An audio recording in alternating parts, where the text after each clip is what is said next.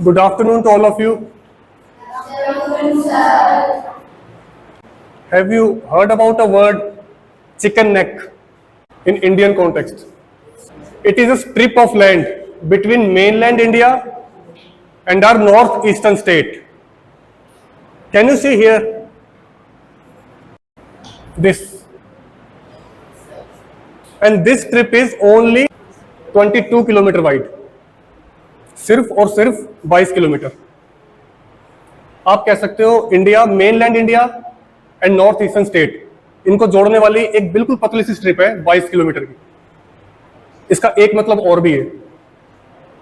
अगर कोई देश या कोई ऑर्गेनाइजेशन इंडिया को डिस्टर्ब करना चाहती है तो उसको बस इस 22 किलोमीटर के एरिया को कंट्रोल में करना है या इस 22 किलोमीटर के एरिया पे अटैक करना है, एंड दैट ऑर्गेनाइजेशन और that country can easily cut north east India from mainland India. समझ रहे हो इस बात को? और इस वजह से ये एरिया बहुत ज्यादा सेंसिटिव है. It is very sensitive. हम इस बात को जानते हैं, हमारा दोस्त चाइना भी इस बात को जानता है. ठीक है, तो यहां से केवल 45 किलोमीटर की दूरी पर China occupied Chumbi valley. It is a valley occupied by China. और चाइना यहां पे लगातार रोड कंस्ट्रक्शन, एयर स्ट्रिप्स बना रहा है. क्यों बना रहा है? ताकि at the time of war it is easy for China to mobilise its army. अगर सड़कें होंगी, एयर स्ट्रिप्स होगी तो एयरफोर्स को लाना भी आसान रहेगा वहां पे. समझ रहे हो? इस एरिया की सेंसिटिविटी को आप इस तरीके से समझ सकते हो कि जब किसी को इंडिया के खिलाफ अगर बयान भी देना है तो वो भी चिकन नेक्स की ही बात करता है. ये देख रहे हो आप? Read this.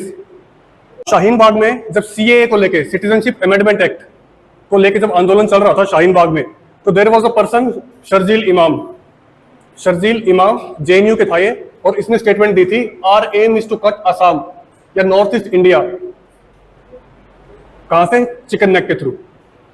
और सिर्फ यही नहीं, काफी सारे आतंकवादी संगठन है. There are so many terrorist organisation, terrorist group.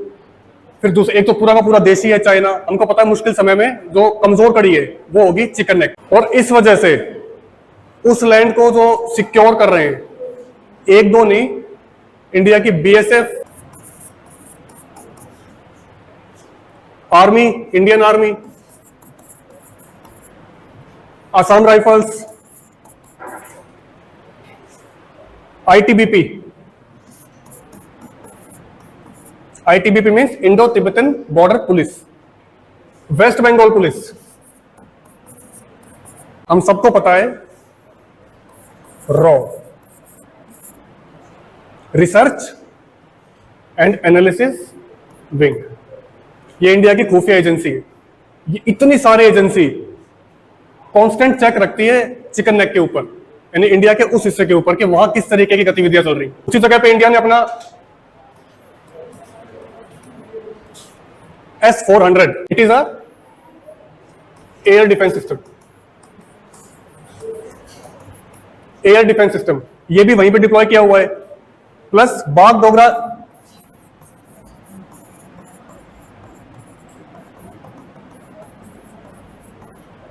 Airbase, वो भी इसी जगह पे है. क्योंकि इंडिया भी जानता है कि अगर कभी ऐसी सिचुएशन आई, ऐसी प्रॉब्लम हुई, तो पहला अटैक इसी जगह पे होगा और इस जगह के लिए हमको रेडी रहना है. इसलिए इतनी तैयारी पहले से करके रखी है. देखो, अब ध्यान से सुनो. अब आप कहोगे जब ये हमारे लिए इतना ही इंपॉर्टेंट है, चिकन नेक्स जो ये एरिया है, इतना ही यहाँ पे खतरा है और ये हमारे लिए इतना ही इंपॉर्टेंट है, तो फिर इंडिया को क्या लगता है? इंडिया बहुत एक सक्षम देश है, एक मिलिट्री पावर है. हम आराम से बांग्लादेश के ऊपर थोड़ा सा उसको पुश बैक करके या उसके ऊपर प्रेशर डाल के अपना एरिया यहां से बढ़ा सकते हैं. It is very easy. लेकिन एक बात को समझो, एक चीज होती है इंटरनेशनल इमेज. भारत की एक इमेज है that we are a peace loving country. हम विश्व गुरु बनना चाहते हैं, अपनी नॉलेज का लोहा बनवाना चाहते हैं. अगर इंडिया डायरेक्टली किसी देश पर अटैक करता है तो it will deeply hurts its international image. क्योंकि एक तरफ तो हम विश्व गुरु बनना चाहते हैं, अपने आप को नॉन अग्रेसर दिखाना चाहते हैं, a peaceful country. So it is very impractical to attack on a country without any reason. But at the same time, have you heard about USA? USA हमेशा it always interfere in the internal matters of other countries but not directly, क्योंकि USA भी नहीं चाहता कि उसकी image को hurt हो, लेकिन वो क्या करता है, it always take a shield of what, shield of democracy and human rights. तो जब भी यूएसए किसी देश में इंटरफेयर करेगा तो वो दो बात बोलेगा कि हम लोग डेमोक्रेसी को बचाने के लिए और ह्यूमन राइट्स को सेफगार्ड करने के लिए, तो हम तो इसलिए इंटरफेयर कर रहे हैं, लेकिन रियलिटी होती है कि it interferes to achieve its personal goals, अपने पर्सनल गोल्स को अचीव करने के लिए वो इंटरफेयर करता है। अब ध्यान से सुनो, you know what is happening in Bangladesh. Bangladesh के अंदर कू हुआ है, you know this word, it means when military administration removes, dethrones the civil administration. तो अभी अभी बांग्लादेश में मिलिट्री एडमिनिस्ट्रेशन ने सिविल एडमिनिस्ट्रेशन को हटा दिया। इसका रिजल्ट क्या हुआ? इसका रिजल्ट ये हुआ, लिसन, एक बात समझो, Bangladesh is a highly radicalised society, religiously radicalised, intolerant, uneducated. तो एक ऐसी सोसाइटी में वैसे भी anyway it is very difficult for democracy to sustain. वैसे भी डेमोक्रेसी का सस्टेन करना बहुत मुश्किल ही था, और प्लस जब एक विमेन वहां पे रूल कर रही हो, शेख हसीना, तो मैं तो कभी कभी हैरान भी होता था कि ऐसा देश जहां पे एजुकेशन भी इतनी नहीं है, पीपल इतने रेडिकलाइज्ड हैं, तो कैसे पॉसिबल है कि एक महिला वहां पे रूल कर रही है। तो एक न एक दिन होना ही था, ये वो हो गया। तो जैसे ये हुआ, सेकंड चीज क्या हुई, जो वहां की माइनॉरिटी है, इंडिया की माइनॉरिटी क्या है, सिख, जैन, मुस्लिम कम्युनिटी, वैसे ही बांग्लादेश में माइनॉरिटी है हिंदू कम्युनिटी, हिंदू हुए, कुछ बौद्ध होंगे, थोड़े बहुत क्रिश्चियन भी होंगे। तो जैसे ही ये कू हुआ और मिलिट्री ने सिविल एडमिनिस्ट्रेशन को हटाया, हिंदुओं के घरों में आग लगाना, उनकी दुकानों को आग लगाना, मर्डर, रेप्स, समझ रहे हो आप, और ये इस लेवल तक हुआ। देखो सी, ये बीएसएफ है, लोग नदी में इकट्ठे हो गए, बहुत सारे माइनॉरिटी बांग्लादेश की, वो इकट्ठी हो गई, और वो इंडिया की ये बीएसएफ है, बीएसएफ से गुहार लगाई कि प्लीज हमें अंदर आने दो, जान को हमारे, हम बचेंगे नहीं। अब ये बेचारा भी लेना चाहता था, लेकिन ऑर्डर नहीं है ऊपर से, ले नहीं सकते, तो इसने भी कहा भाई हम जानते हैं आपके साथ क्या बीत रही है, वी नो, लेकिन हमारी मजबूरी है।